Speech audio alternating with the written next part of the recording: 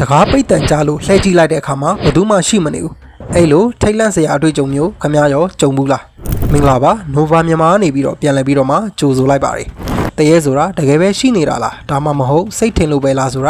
ာအမြဲတမ်းငင်းခုန်နေကြတဲ့အကြောင်းအရာတစ်ခုပါဒီနေ့မှာတော့ကိုရီးယားဘာသာဗုဒ္ဓဘာသာမဲ့နဲ့သိပ္ပံပညာရဲ့အမြင်တွေနဲ့တရေအကြောင်းကိုပြောပြတင်ဆက်ပေးသွားမှာပဲဖြစ်ပါတယ်ဒီလိုစိတ်ဝင်စားစရာကောင်းတဲ့အကြောင်းအရာတွေကိုဆက်လက်ကြည့်ရှုနိုင်ဖို့ကျွန်တော်ရဲ့ Nova မြန်မာဆိုတဲ့ YouTube Channel ကို Subscribe လုပ်ထားပြီး Notification လေးကိုလည်းနှိပ်ထားပေးကြဖို့ကျွန်တော်တောင်းဆိုချင်ပါတယ်ကဲအစီအစဉ်လေးစလိုက်ရအောင်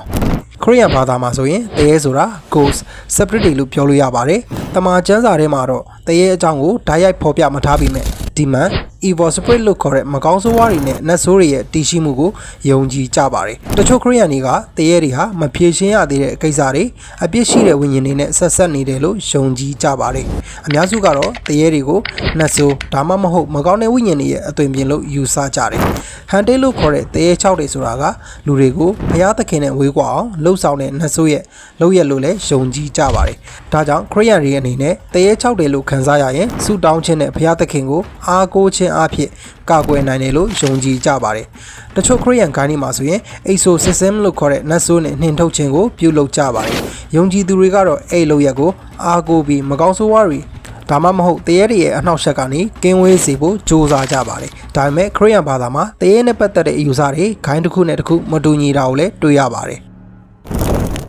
ဗုဒ္ဓဘာသာမှာတရေကိုပေတလို့ခေါ်ပြီးတော့ပိတ္တာလို့လည်းသိကြပါတယ်ဒီတရားတွေဟာကံမကောင်းတဲ့တရားတွေဖြစ်ပြီးစာလောင်မှုတိတ်မှုဝေဒနာကိုအမြဲတမ်းခံစားနေရတယ်လို့လည်းယုံကြည်ကြပါတယ်သူတို့ဟာကောင်းမှုကုသိုလ်တွေပြုလုပ်ပြီးအမျှဝေပေးမှသာဒီဘဝကလွတ်မြောက်နိုင်တယ်လို့ယုံကြည်ကြပါတယ်ကံရဲ့အကျိုးဆက်ကြောင့်ဒီဘဝကိုရောက်ရတယ်လို့လည်းယုံကြည်ကြပါတယ်ဗုဒ္ဓဘာသာရဲ့အယူဆအရတရေဆိုတာဟာသေဆုံးသွားသူတွေရဲ့စိတ်ဝိညာဉ်နဲ့မဟုတ်ပါဘူးသူတို့ဟာကံမကောင်းတဲ့တရားတွေဖြစ်ပြီးလူဘဝနဲ့မတူညီတဲ့အခြားဘုံဘဝတစ်ခုမှာတည်ရှိနေတယ်လို့လည်းယုံကြည်ကြပါတယ်ပြန်လည်မွေးဖွားခြင်းနဲ့တန်တရားဆိုတဲ့အယူဆတွေနဲ့လည်းဆက်နေပါတယ်အဲ့လိုပိတ္တာတွေအတွက်ကောင်းမှုကုသိုလ်ပြုပြီးအမျှပေးဝေခြင်းဟာဗုဒ္ဓဘာသာဝင်တွေအတွက်အရေးကြီးတဲ့အလေးထားတစ်ခုဖြစ်ပါတယ်ကုသိုလ်ပြုလုပ်ခြင်းနဲ့ကုသိုလ်အမျှဝေခြင်းတွေကနေတဆင့်သူတို့ရဲ့ဝေဒနာတွေကိုတက်တာစေနိုင်တယ်လို့လည်းယုံကြည်ကြပါတယ်ဘာသာမိတ်တွေကတော့တရေဆိုတာ superstition လို့ခေါ်တဲ့အယူဆအလွဲတွေနဲ့ဆက်နေတတ်ပါတယ်သူတို့ဟာ evidence လို့ခေါ်တဲ့သိပ္ပံနည်းကျသက်သေပြနိုင်မှသာယုံကြည်ကြပြီးတရေဆိုတာကိုသိပ္ပံနည်းကျသက်သေပြနိုင်ခြင်းမရှိတာကြောင့်လက်မခံကြပါဘူးrationalism လို့ခေါ်တဲ့အကြောင်းပြချက်နဲ့ယုတ်တိဗေဒကိုအခြေခံပြီးယုံကြည်ကြပါတယ်။ဘာသာမဲ့အများစုကတရေ6တယ်ဆိုတာကို psychological လို့ခေါ်တဲ့စိတ်ပိုင်းဆိုင်ရာပြဿနာတွေ optical illusion လို့ခေါ်တဲ့အာယုံခံစားမှုအလွဲတွေဒါမှမဟုတ်သဘာဝလွန်ဖြစ်ရတွေကိုနားလည်နိုင်စွမ်းမရှိခြင်းကြောင့်ဖြစ်ပေါ်လာတဲ့အယူဆတွေလို့ယုံကြည်ကြပါတယ်။ skepticism လို့ခေါ်တဲ့တန်တရားစိတ်နဲ့အရာရာကိုစဉ်းစားဆင်ခြင်ကြပါတယ်။သူတို့အတွက်ကတော့တရေဆိုတာဟာfolklore လို့ခေါ်တဲ့ရိုးရာပုံမြင်တွေ myth လို့ခေါ်တဲ့ဒဏ္ဍာရီတွေနဲ့ဆက်နေပြီးအဲ့ဒီအရာတွေကိုယုံကြည်ဖို့ခိုင်လုံတဲ့အထောက်အထားမရှိဘူးလို့လည်းယုံကြည်ကြပါတယ် critical thinking လို့ခေါ်တဲ့ဝေဖန်ပိုင်းခြားနိုင်စွမ်းနဲ့စဉ်းစားဆင်ခြင်ခြင်းကိုအားပေးကြပါတယ်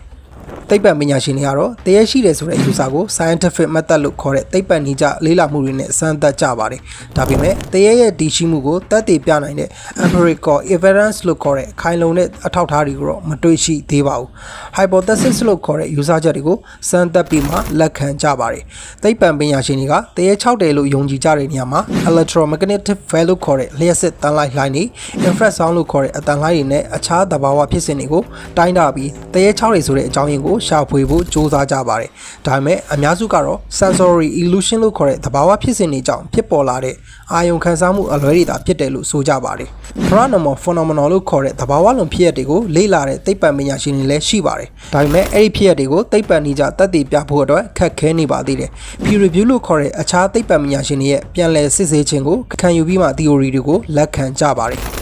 ကဲဒီဗီဒီယိုထဲမှာတော့တရေနဲ့ပတ်သက်ပြီးဘာသာရေးသိပ္ပံပညာနဲ့လူသားတွေရဲ့ယုံကြည်မှုအမျိုးမျိုးကိုနားလည်နိုင်မယ်လို့မျှော်လင့်ပါတယ်ခင်ဗျားတို့ရောတရေကိုယုံကြည်လားမယုံကြည်ဘူးလားဆိုတာကို comment မှာရေးသားပြီးဆွေးနွေးပေးသွားကြပါဦးနောက်ထပ်ဘလို့အကြောင်းအရာတွေကိုတင်ဆက်စေချင်လဲဆိုတာကို comment မှာပြောပြပေးသွားနိုင်ပါတယ်